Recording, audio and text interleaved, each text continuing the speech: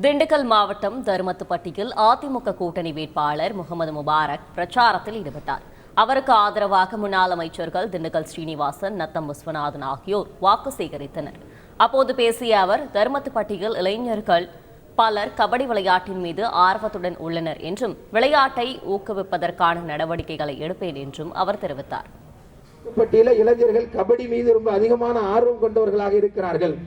எனவே இந்த தருமத்துப்பட்டியிலே அந்த விளையாட்டு போட்டிகளை ஊக்குவிப்பதற்கு தேவையான என்னென்ன கட்டமைப்பு வசதிகளை செய்ய முடியுமோ அத்தனையும் நான் பாராளுமன்ற உறுப்பினராக தேர்ந்தெடுக்கப்பட்டால் செய்வேன் என்று சொல்லி நான் வாக்குறுதி அளித்திருக்கிறேன்.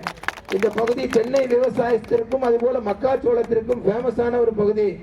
எனவே இந்த தென்னை விவசாயத்திலிருந்து கிடைக்கிற பொருட்களை கொண்டு வேல்யூ ஆடடாக கூடுதல் மதிப்பு கூட்டு செய்து நல்ல லாபத்தை விவசாயிகள் பெறுகிற வகையிலான நடவடிக்கைகளையும் மக்காச்சோளத்தை தரம் பிரித்து அதை நல்ல முறையில் விற்பனை செய்வதற்கான முயற்சிகளையும் நான் பாராளுமன்ற உறுப்பினராக செய்வேன் என்கின்ற வாக்குறுதியையும் இந்த தர்மத்துப்பட்டியிலே நான் வழங்குவதற்கு ஆசைப்படுகிறேன்.